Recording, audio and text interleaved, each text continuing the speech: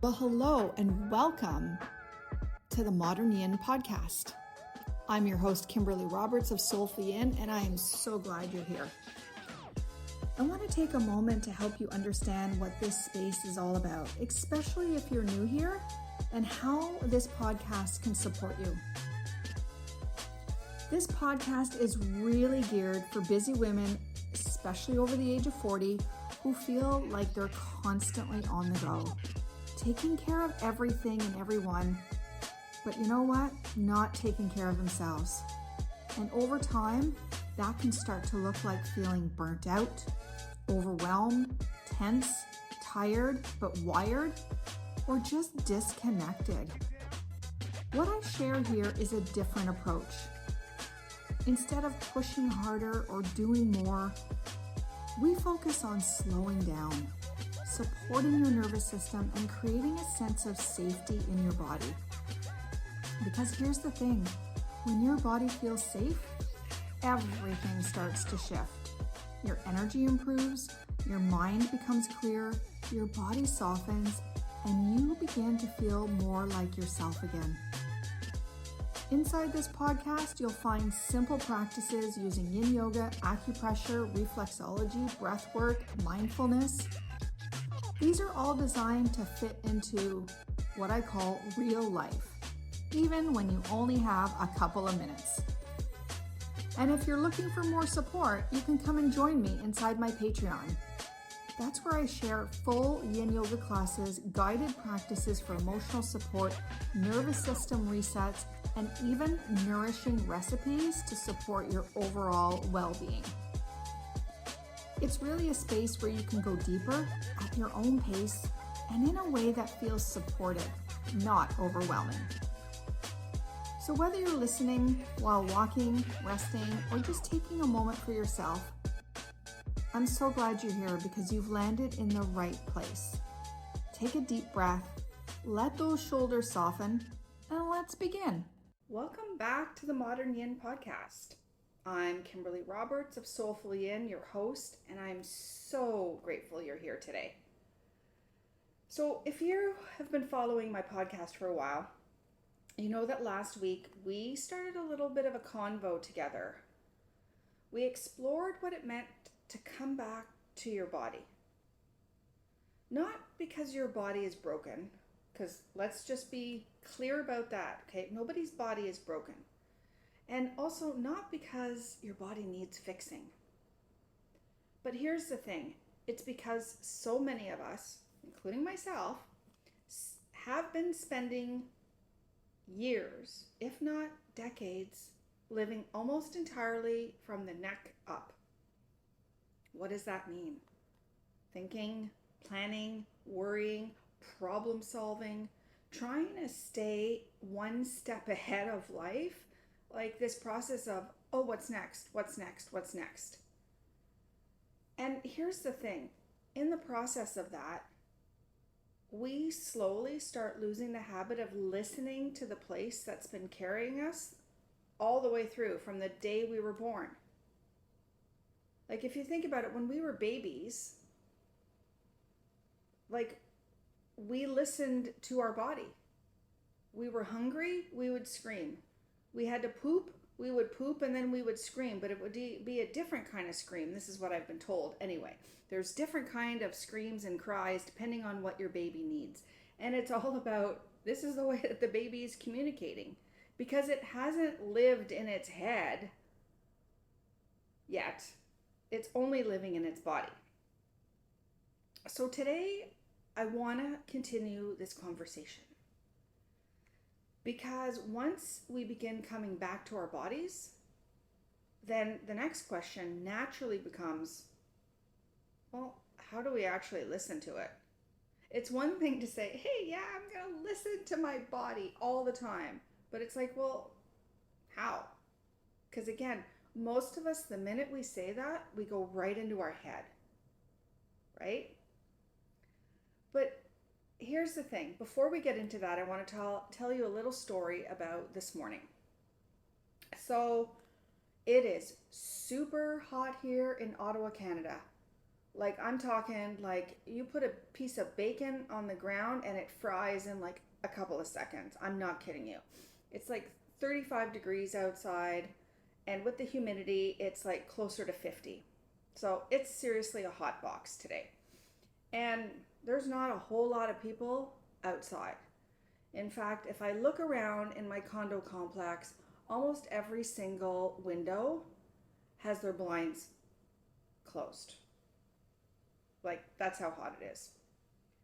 But this morning I got up and I was like, okay, it's my CEO day. My CEO day is like my day where I work on my business.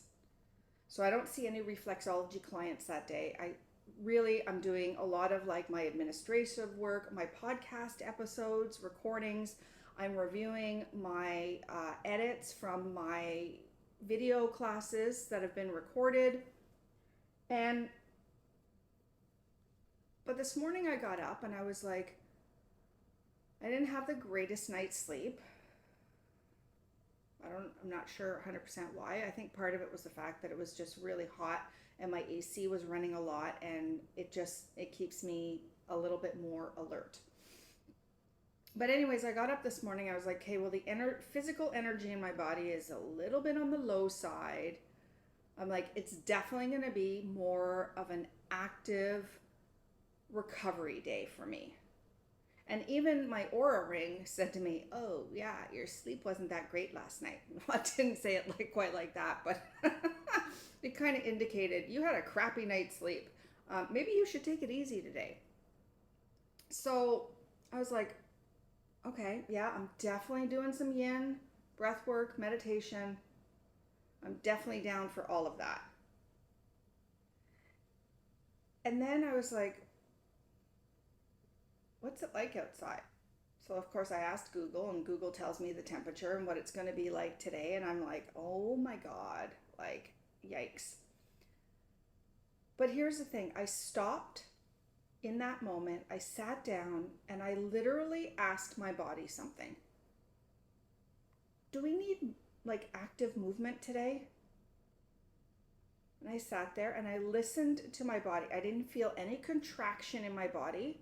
Because obviously, like when I always ask my body like specific questions. I don't ask like, what does it need?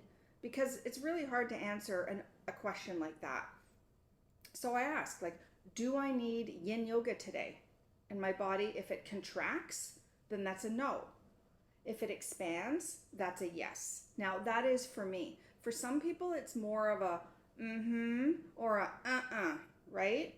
And sometimes I do get those responses. I'll get, oh, or no way. So I asked my body, do I need active movement today? And I felt an expansion. It wasn't a huge expansion, but I felt one. So then I asked, well, do I need strength training today? No, I got contraction. Okay, that's too much. So I was like, okay, do I need to go for a walk? Expansion. I thought, well, I have two options. I could go to the gym and go on the treadmill, or I could go outside in the blistering heat. So I asked, treadmill? No, contraction. Outside? Expansion. It's like, okay, going outside. All right, next question. And again, when we're asking the body questions, we want to get really specific. We want to get clear. So I was like, okay, do I need only 15 minutes outside? I got expansion. I was like, okay, do I need 30 minutes outside? Expansion. Do I need 45 minutes outside? Contraction. Right away, my body was like, So I was like, okay, 30-minute walk outside. I'm not doing a power walk. I'm just going for a gentle walk. And I even couldn't do massive deep breathing out there because the air is so thick and it's so humid. So I did try my best, but I just went for a gentle walk. I had lots of sunscreen on. I had a big glass of water before I went outside because I knew the minute I stepped out there, I was going to start sweating. So this was my process this morning of listening to my body. And the thing is that your body never stops communicating with you. And honestly, I find that kind of fascinating, because how else is it supposed to communicate, right? Like, your body has been communicating with you every day. And it's not the question of whether it's speaking or not. The question is whether you've created enough stillness to hear it. Your body speaks through sensations. Okay, that's what I was talking about, like expansion, contraction. It also speaks through energy. So sometimes people will feel vibration through tension, right? Like contraction, like physical tension. Through breath, that's another way. When you're asking your body specific questions, like if your breath shortens or restricts, that's like basically a no.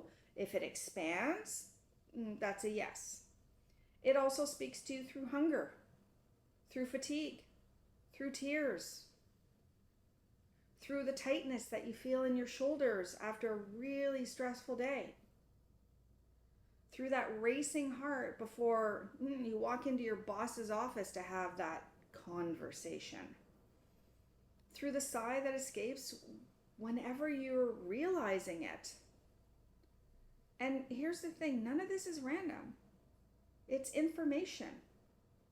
So if I go back to my story this morning, I sat down and paused as I asked myself those questions. If I had been running around my apartment trying to do a whole bunch of things, do you think I would have gotten communication in the right way? No. And that's where it leads me to talking about how we have been taught to override our body, right? And the challenge here is that many of us were never taught to listen. Like, do you ever remember when you were a kid? I mean, I don't know, maybe, but I know when I was a kid, I was not taught by my parents to listen. I was taught to be productive. I was taught to do things. I was also taught to override.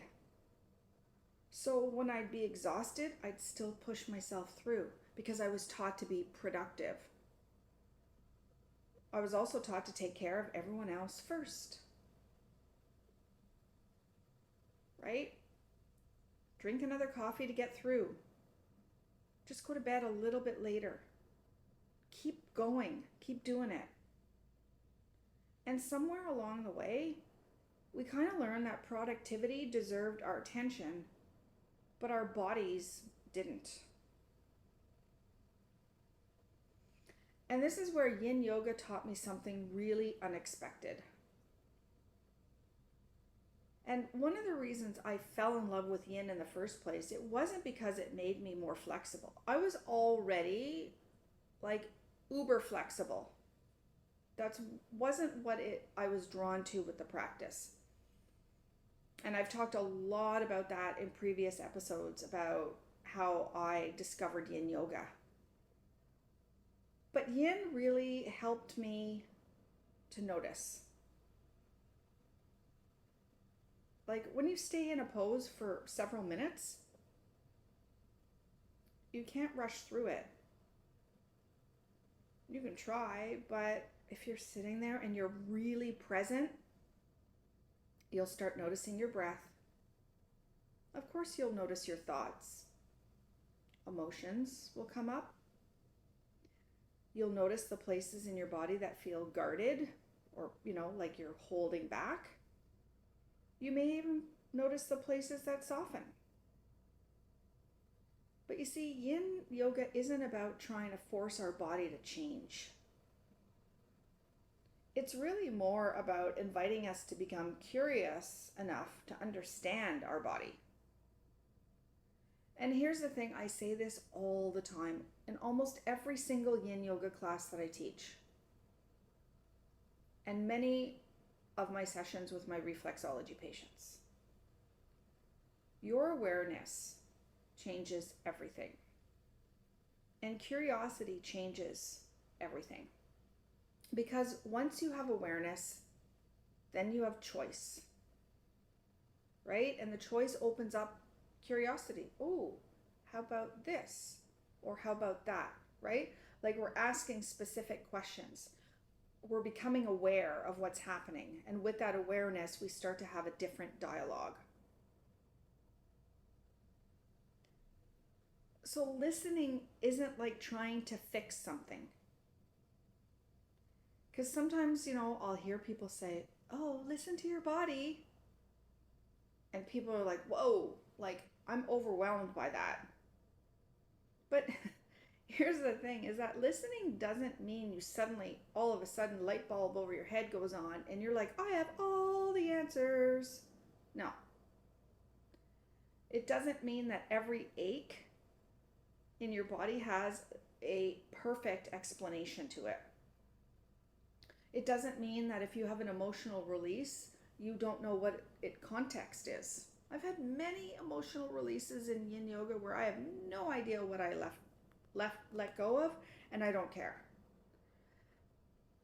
But here's the thing, listening to your body means becoming curious instead of being judgmental and critical. So when I was in one of my Yin Yoga trainings with Sarah Powers, she's one of my biggest teachers, I'll never forget this. We were in Twisted Deer. Well, we were about to go into Twisted Deer. And in that moment, she said, and now this pose targets the spleen meridian. And I freaking lost it. Like I burst out crying. And I even asked myself, like, what the hell is wrong with me? Like I was crying and crying to the point where she had to bring a Kleenex box over to me. And of course, there's like 50 people in this room. Everybody's staring at me as I'm, bawling my eyes out. And I'm highly embarrassed at that point. And of course, I keep saying to myself and I keep saying to Sarah, like, what the heck is wrong with me? And instead, she said to me, well, what is it that your body is trying to tell you? Now, those two questions, I'm going to repeat them again. What's wrong with me? And what is it that my body is trying to tell me? Like, that's a very different conversation, okay? The first one is definitely rooted in judgment, in criticism. The other one is rooted in compassion and in curiosity. So when she asked me that question, what is it that your body might be trying to tell you? Given the fact that we were in a pose that targets the spleen meridian, and I know that the spleen is the organ that holds worry, I naturally gravitated to starting to think about, well, what's worrying me? I didn't come from, at the beginning I came from a very judgmental place of like, well, what's wrong with me because I'm bawling my eyes out in this training. And then by the end of it, there was so much compassion of like, okay, well, there's worry. Like, it's okay that you're worrying. Like, that's a normal emotion. It's a normal primal emotion that we experience. I'm not a bad person. There's nothing wrong with me. There's nothing that needs to be fixed because I'm having a moment where I'm releasing worry. So today, I want to offer you a really simple practice to do. Just once today, that's all I'm asking, is for you to pause for 1 minute. To close your eyes, preferably, especially if it feels safe and comfortable. But if you're somewhere driving, obviously either pull over to the side of the road or come back to this part of the episode. But once you have closed your eyes, take a slow breath, like maybe like 4, 5, or even 6 counts through your nose. And then as you're exhaling, ask yourself, what is my body experiencing right now? What is my body experiencing right now? Not what is my mind thinking about? Not your to-do list, Just like, what is your body experiencing right now in this moment? Maybe it's asking, oh, you know what? I need to move. Maybe I need water. Maybe I need to rest. Maybe it's actually asking absolutely nothing. But the point is that whatever you notice, just let that be enough. Because listening isn't about trying to fix. It's really about reconnecting to yourself. Getting back into your body and a little bit less out of your head. So next week on the podcast, I'm going to explore one of the clearest ways that our body communicates with us. And it's not through fatigue or exhaustion or through sleep. Because sometimes our bodies don't whisper. Sometimes they just say, I'm tired. So until then, I hope you'll be gentle with yourself.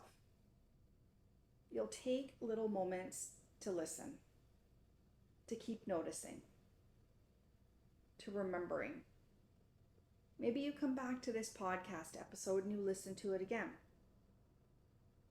Maybe you listen to one of my previous podcast episodes, especially if you didn't hear the one last week that was all about the invitation of coming back to the body, the introduction. Maybe you'll land on my Patreon or my YouTube channel and practice with me. But I want you to remember that your body has always been on your side, all along.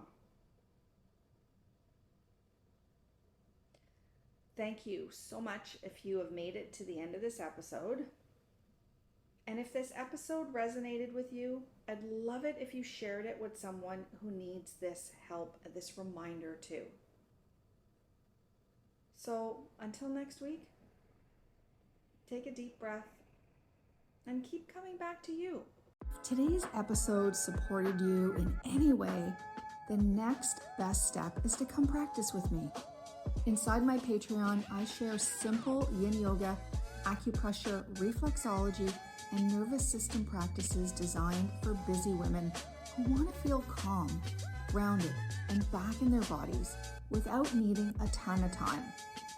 You'll also find full classes, guided practices, and even nourishing recipes to support your well-being.